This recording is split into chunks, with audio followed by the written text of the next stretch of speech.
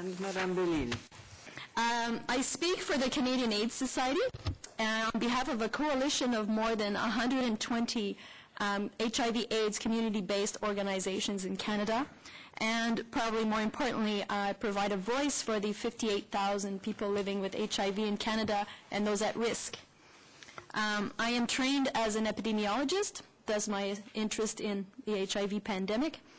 And I currently work as a programs consultant, mainly on policy development, capacity building with our member organizations, and more relevant for the purposes of today, I do community-based research. A few years ago, as part of a research project, I traveled across Canada to speak to people living with HIV/AIDS across Canada who use cannabis for medical purposes. We wanted to know what their knowledge was of the federal program that exists to make it legal for them to possess cannabis for medical purposes. We wanted to know what the barriers were to access for both the federal program and to a source of cannabis for their medical use, because we'd heard from them that there were difficulties in accessing both of those things. So basically, people living with HIV/AIDS use cannabis mainly to stimulate their appetite and to maintain a healthy weight, which helps their survival, to reduce the nausea and vomiting, and to basically help them take their medication, and also to reduce the pain, mostly neuropathic pain, very specific to HIV, which is difficult to treat with standard pain medications. Current studies in North America show that about 14 to 37% of people living with HIV use cannabis for medical purposes to alleviate their symptoms.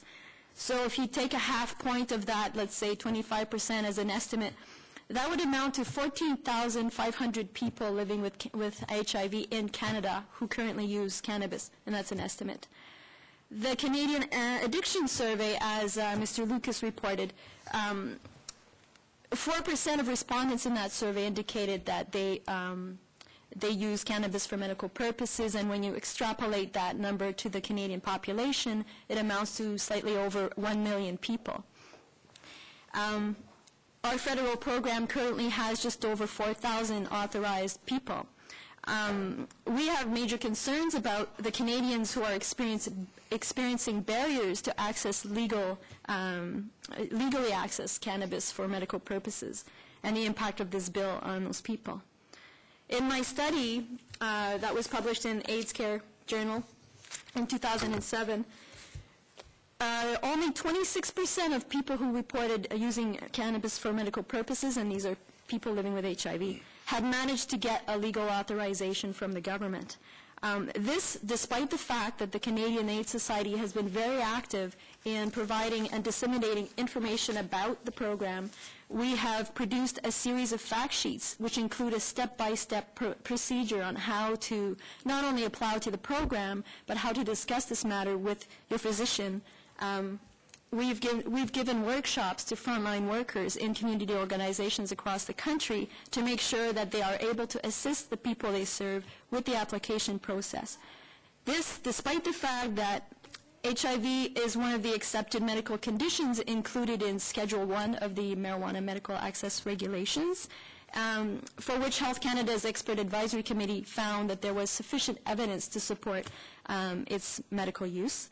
And this also despite the fact that in HIV, for physicians that care for people with HIV, the majority of them support the use of cannabis to alleviate their symptoms. However, they are still reluctant to sign the government forms.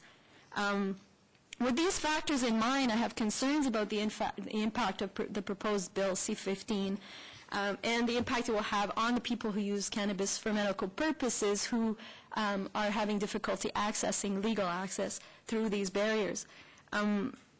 My study also showed that the average person living with HIV uses about 66 grams per month of cannabis for their medical purposes. That's just over 2 ounces, so basically over 2 big baggies full. Now, if a person was to be caught with that much cannabis on their person, I suspect they would be likely suspected of trafficking, and I'm concerned about the legal repercussions that would accompany that. Mostly, I'm concerned about the people living with HIV who are producing cannabis for their medical purposes.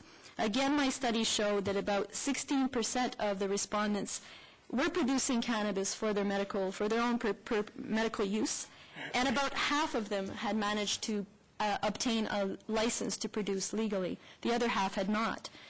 So under Bill C-15, these people would likely face a jail sentence, which concerns me. Even when people have a license to produce, there have been issues with encounters with law enforcement. I sat on Health Canada's Stakeholder Advisory Committee on medical marijuana while the marijuana medical access regulations were being amended. We were providing input into that process. We worked collectively, we worked really hard to set up safeguards to protect people, especially people who had obtained their legal authorization.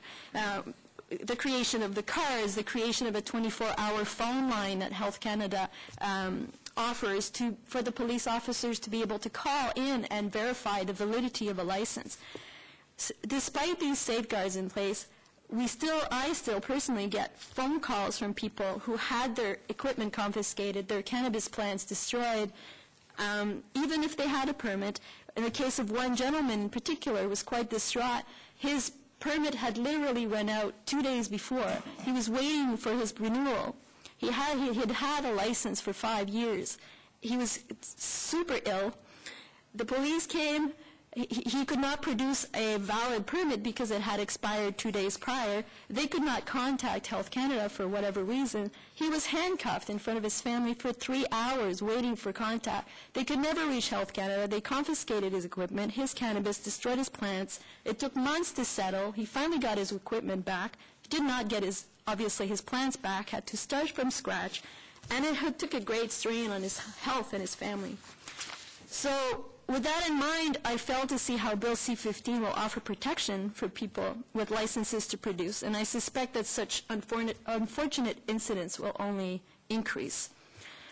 Finally, stepping back from cannabis, I look at the bigger picture, and Bill C-15 will place more people in jail for drug-related offenses in general, people who are most likely to have a problem with substance use to begin with.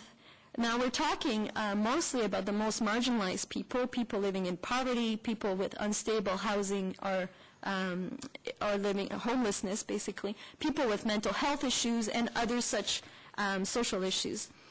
Now, we can put our heads in the sand and pretend that there is no drug use in prison, but we all know that's not the case. Unfortunately, most of the drug use that happens in prisons has to do with injection use because it's a quicker method of delivering a drug. It's easier to hide. It metabolizes through the system quicker, thus less detectable on drug tests, etc. Unfortunately, as you hopefully know, people in prison do not have access to needle exchange programs.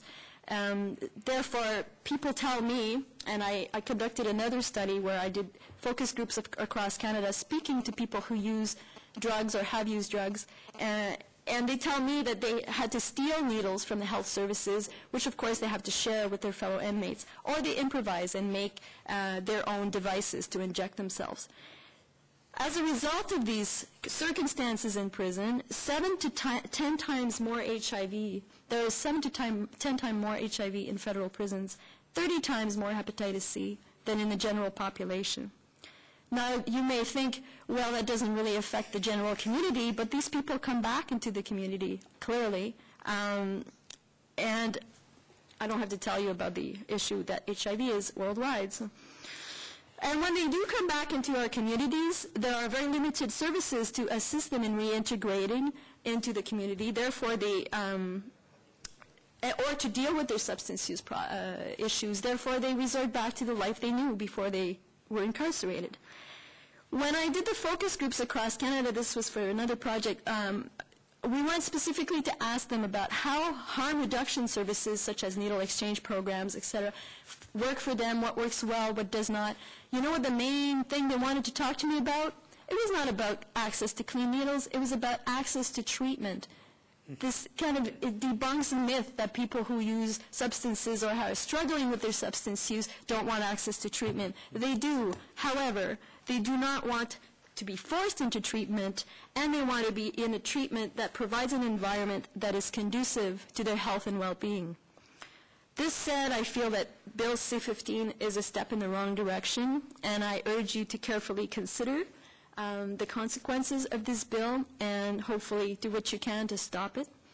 I thank you for your time. Merci beaucoup.